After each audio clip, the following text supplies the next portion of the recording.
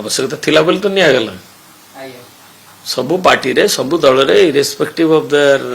माने आकार प्रकार भारत वर्ष रे जहा हो जो माने दलर जो प्रिंसिपल से विच्युत होती किंबा दलर निष्पत्ति विच्युत होती एटा तो भूरी भूरी उदाहरण रही सब क्षेत्र में तो ये नुआ कथा किसी ना तेणु दलर विजु जनता दलर जो माने जो कोर प्रिंसिपल अच्छी एवं जो कलेक्टिव डिसीजन अच्छी क्षेत्रु विच्युत होती एवं जो कथा आमर दि जाइथिला से मानन को एठी राजधानी रहिबा पई 13 14 15 एवं जोटा हमर चीफ व्हिप जारी करथिल व्हिप रहिबा पई जोटा हमर माननीय सभापति सुत नवीन पटनायक तांकर जो तांकर संगे इंटरेक्शन की कोन रखिथिले निष्पत्ति तो कोन निष्पत्ति नबा पई तो ई संपर्क रे आलोचना होतला तेनु जो दलर जो कॉमन निष्पत्ति जोटा को ताकू उल्लंघन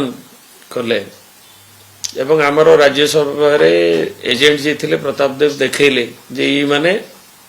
देई नांती जो कुआ जाइथिला जहां को दबा पई एक नंबर रे काकू दियाबा पई कुआ जाइथिला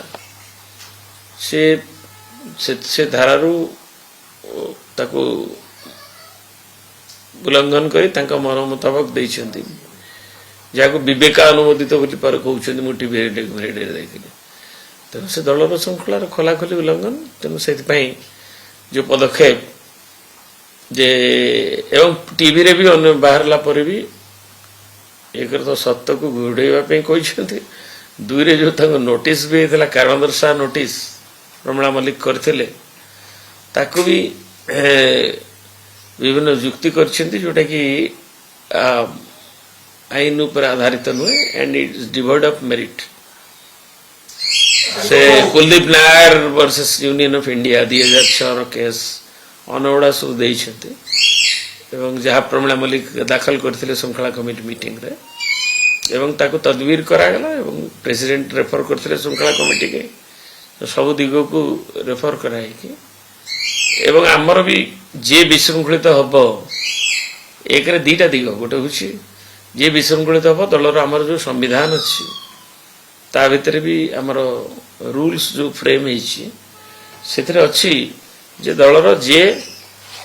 विभिन्न ग्राउंड रे जो माने विशृंखलित हेबे सेमान पे दल एक्सपाल्सन की सस्पेंशन नहीं परिबो सेगुडा को तांकर जो एंटीपार्टी एक्टिविटीज जोडा ऑटोरेंसेस पब्लिक रे मीडिया रे आपण मान बाहर पब्लिक मीटिंग रे जो ऑटोरेंसेस जोडा कहिछि एवं ताको सेडा हमर जो रूल रे अछि जे एक्टिंग अगेंस्ट पार्टी डिसीजन और programme acting in a manner lowering the prestige of the party तेणु एवं तांको उत्तर गुडा को तेणु अनसैटिस्फैक्टरी भाषित एवं एटा गोटे अन्य आड़ को दिग को नवा निज भूलटा को स्वीकार न करी आसीला बोली श्रृंखला कमिटी अनुभव कले एवं दलर सुप्रीमो को तांकर देइथिले एवं से तांकर राजनीतिक व्यापार कमिटी की डाकी आउरी फर्दर कंसल्टेशन कले एवं राजनीतिक व्यापार कमिटी ए संपर्क रे पदक्षेप नवा कार्यानुष्ठान नवा सुपारिश भी करते सर्वसम्मत भाव में रिजोल्यूशन करते सस्पेंड हो ना आईनगत लड़ाई विषय लड़ा जीव काइना सदस्य पद रद्द पई मध्ये दल दाबी करि कि आईनगत लड़ाई तो दीटा दिग पर हम कहली गोटे होची डेनिग्रेट करा जाईछि खोला खोली एटा तो वोट देई नांती एवं बाहर ऑटोरेंसेस उडा करिसेंत किंतु जो कथा हम कहली जे तांकर जेहेतु पूर्वरु गोटे कलेक्टिव डिसीजन हेतला पार्टी रो ये उदाहरण अछि जे जोटा पार्टी रो कलेक्टिव डिसीजन को से राज्यसभा वोट रे हुई अलग कथा ताकू भी जो माने उल्लंघन करिसेंती सेटा गोटे पार्टी रो मेंबर थाई करी तेणु तार विरुद्धाचरण करुछि बोले आईन विशेषज्ञ माने तर्जमा करुछन तेणु तार आधार रे एक नंबर सस्पेंड तो हेले जो ऑटोरेंसेस थिला हम संविधान दलर एवं जो रूल्स अछि मु जोटा कहूछि से भी ताकर सीधा सलग भाव रे तार एवं दुरे जो माने कलेक्टिव डिसीजन को डिफाई करिसेंती सेटा वॉलंटियरली से माने ରିଜାଇନ୍ ଦେଇଛନ୍ତି ବୋଲି ପାର୍ଟିର ଧାରାରୁ ବିଚ୍ୟୁତ ହୋଇଛନ୍ତି, ତେଣୁ ତାକୁ ଧରାଯିବ। ତେଣୁ ସେହି ଅନୁସାରେ ତାଙ୍କର ସଭ୍ୟପଦ କାହିଁକି ରଦ୍ଦ ନ କରାଯିବ, କାଲି ପିଏସି ତାକୁ ମଧ୍ୟ ସୁପାରିଶ କରିଥିଲା ଦଳର ସଭାପତିଙ୍କୁ, ଏବଂ ସେ ଅନୁସାରେ ମାନ୍ୟବର ବାଚସ୍ପତି ମାନନୀୟ ବାଚସ୍ପତି କୁ ସେମାନେ ଆବେଦନ କରିବେ ପାର୍ଟି ତରଫରୁ। ଏବଂ 3ରେ ଯେଉଁଗୁଡ଼ିକ ଆମର 2 ଜଣ ଡେଭିଏସନ୍ ହେଇଥିଲା, ଯେ ଯେଉଁ ଭୋଟ ଦେଲା ବେଳେ ନିଜେ ମୁଁ ଭୁଲ କରିଦେଇଛି ବୋଲି ମାନିଛନ୍ତି ସର୍ବସମକ୍ଷରେ, ସେଗୁଡ଼ାକରେ କାହିଁକି ସଭ୍ୟପଦ ନ ଯିବ? 2ଟା ବ୍ୟାଲେଟ୍ କେମିତି ଇସ୍ୟୁ ହେଇ କାଉଣ୍ଟ ହେବ? ତାଙ୍କର କାଉଣ୍ଟ ହେବା କଥା ନୁହେଁ ବୋଲି ଦଳ କାଲି ଯେଉଁ ପିଏସିରେ ଆଲୋଚନାରେ ତା ମତ ପ୍ରକାଶ ପାଇଛି, ଏବଂ ସେ ଅନୁସାରେ ବି ଲେଖାଯିବ ଭାରତର ଇଲେକ୍ସନ କମିଶନ କି ଅନ୍ୟମାନଙ୍କୁ ଆଇନଗତ ଦିଗ କଥା। ସେ ଯେଉଁ ଆମର ପ୍ରମିଳା ମଲ୍ଲିକ ମୁଖପାତ୍ର ପିଏସିର ମେମ୍ବର ଚିଫ୍ ହୁଇପ୍ ସେ ପ୍ରକାଶ କାଲି କରିଛନ୍ତି।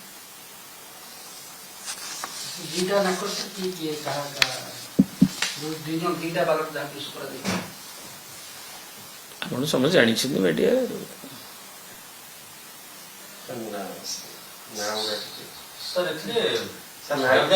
ବର୍ତ୍ତମାନ ସମୟରେ ନିଲମ୍ବନ ପ୍ରକ୍ରିୟା ଯୋଉ ଚାଲିଛି, 50 ବିଧାୟକ ଥିଲେ, ଏବେ 42 ଆସି ପହଞ୍ଚିଲେଣି। ଆଗକୁ ପଞ୍ଚାୟତ ନିର୍ବାଚନ, ଏଇଭଳି ଯଦି ନିଲମ୍ବନ କରାଯିବ ଫାଇଦା କିଏ ନେବ? ବିଜେଡିର ଫାଇଦା ଏଥିରେ ହଉଛି ନା ୟା ଫଳରେ ବିଜେପି ଫାଇଦା ନେଇଯିବ? ମୁଁ ବିଜେଡିର କ'ଣ ଫାଇଦା ହେଇଯାଉଛି ମୁଁ କହୁନାହିଁ, କିନ୍ତୁ ଦଳ ଯଦି ସଂଖ୍ୟାଟା ଗଣିତ ନୁହେଁ, ସବୁବେଳେ ସଂଖ୍ୟା ନିହାତି ମୁଁ ଆବଶ୍ୟକତା ରହିଛି। ଏବଂ ଦଳ ଯେତେବେଳେ ଜନସାଧାରଣ 51 ଜଣ ବିଧାୟିକାଙ୍କୁ ଆମର ଜିତେଇଛନ୍ତି, ଆମେ ବିରୋଧୀ ଦଳରେ ବସିଲୁ, ତଥାପି ଯେଉଁ ବସିଛନ୍ତି ଏଇଟା ଜନସାଧାରଣଙ୍କର ଯେଉଁ ଅଧିକାର ଯେଉଁଟା ଦେଇଥିଲେ ଯେଉଁ ଭୋଟ, ଆମର ତ ସୁଇଜରଲ୍ୟାଣ୍ଡ ଭଳିଆ ରିଫରେଣ୍ଡମ୍ ନାହିଁ ରିକଲ୍ କରିବା ପାଇଁ। ତେଣୁ ଏଇଟା ନିଶ୍ଚିତ ଭାବରେ ସେ ଜନସାଧାରଣ ଯିଏ ଦେଇଥିଲେ, ଭୋଟରମାନେ ଯିଏ ଦେଇଥିଲେ, ତାଙ୍କ ପ୍ରତି ଅବମାନନା ଧୋକା। ଦଳ ଦୁର୍ବଳ ହଉନି ଏଥିରେ, ଏମିତି ଯଦି କରିଚାଲିବେ ଆପଣମାନେ ନିଲମ୍ବନ? ନାଇଁ, ଆଉ ଯେଉଁମାନେ ଯିଏ ଯାହା ଫିଲ୍ଡ ଡେ କରିଦେବା, ତାପରେ ଦଳ କ'ଣ ସବଳ ହେଇଯିବ? ଯିଏ ଯାହା କରିବ, ଯିଏ ଯେଉଁ ବାଟରେ କରିବ, ଏଇଟା କ'ଣ ଦଳ ସବଳ ହେବ? ଦଳଟା ଗୋଟେ ହେଉଛି ଭାବନା, ଏବଂ ତାକୁ ନେଇକରି ଯେଉଁମାନେ ବିଜୁ ପଟ୍ଟନାୟକଠୁ ଆରମ୍ଭ କରି ନବୀନ ପଟ୍ଟନାୟକ ଯାଏଁ ଏ ଆଞ୍ଚଳିକ ପାର୍ଟି, ତାର ଯେଉଁ କୋର୍ ଇଥୋସ୍ ରହିଛି, ସେଗୁଡ଼ାକୁ ଯିଏ ଖାଲି କହିଲେ ତ ହେବ ନାହିଁ ଯେ ମୁଁ ବିଜୁବାବୁଙ୍କ ଭକ୍ତ, ନବୀନ ବାବୁଙ୍କ ଭକ୍ତ। ତାକୁ ଯେଉଁମାନେ ପାଳନ କରୁଛନ୍ତି, ଯେଉଁଥିପାଇଁ ସେମାନେ ଠିଆ ହେଇଥିଲେ ବିଜୁ ପଟ୍ଟନାୟକ, ତେଣୁ ତାକୁ ଆମେ ପାଳନ କରୁଛେ କି ନାହିଁ, ଏବଂ ଯେଉଁ ଭରସାରେ ଜନସାଧାରଣ ଭୋଟ ଦେଇଥିଲେ, ତ ତାଥରୁ ବିଚ୍ୟୁତି ହେଇଛି ନା ନାହିଁ, ଏ ହେଉଛି କଥା। ତେଣୁ ଦଳର ସଂଖ୍ୟାରେ ବିଜେପି ବି ସାରା ଭାରତ ବର୍ଷରେ ଦିନେ 2 ଥିଲା। ମୁଁ କହୁନି ସେଟା ଗୋଟେ ଉଦାହରଣ ଲୋକସଭାରେ।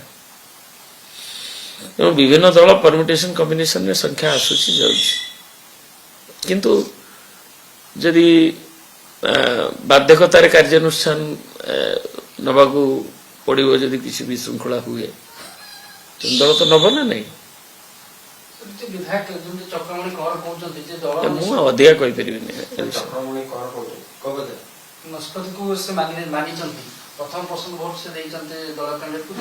ପ୍ରତାପ ଦେବ ତାହେଲେ ଭୁଲ କହିଛନ୍ତି, ଯେ ଦଳର ଏଜେଣ୍ଟ ଥିଲେ,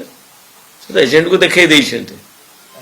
ତାମାନେ ଇଜ୍ ଡିସ୍ପ୍ୟୁଟିଂ ପ୍ରତାପ ଦେବ ଯିଏ ଆମର ଏଜେଣ୍ଟ ଥିଲେ ତାଙ୍କ କଥା। ଆପଣଙ୍କ ମିଡ଼ିଆରେ ପ୍ରତାପ ଦେବ କହିଛନ୍ତି ଯେ କୋଉଠି କୋଉଠି ବିଚ୍ୟୁତ ହେଇଛି, କିଏ କିଏ ମାନେ ଉଲ୍ଲଂଘନ କରିଛନ୍ତି, ସେ କ୍ଲିୟରଲି କହିଛନ୍ତି, ଏବଂ ସଂଖ୍ୟା ବି ଟେଲି କଲେ ସେ ଆସୁଛି। ତେଣୁ ଚକ୍ରବର୍ତ୍ତୀ କ'ଣ ଭୁଲ କହୁଛନ୍ତି, ଡିସୁଏଡ୍ କରିବା ପାଇଁ ପବ୍ଲିକ ମତକୁ କହୁଛନ୍ତି। ସେ ତାହେଲେ ଆସିନଥିଲେ କାହିଁ ମିଟିଂ କି? ରାଜ୍ୟସଭାରେ ଭୋଟ କଲେ ସାର୍ କ'ଣ କହିବା, ଯେ ବିଜେପି ତାକୁ ନେବାର ସକ୍ଷମ ହେଲା, ବିଜେଡି ତାକୁ ରଖିବାରେ ବିଫଳ ହେଲା? ମୁଁ ଏତେ ହାଇପୋଥେଟିକାଲ କ୍ୱେଶ୍ଚିନ୍ ଉପରେ ଯାଇପାରିବିନି। ଫ୍ୟାକ୍ଟ ଯୋଉଟା ସେଟା ଆଲୋଚନା କରୁଛୁ।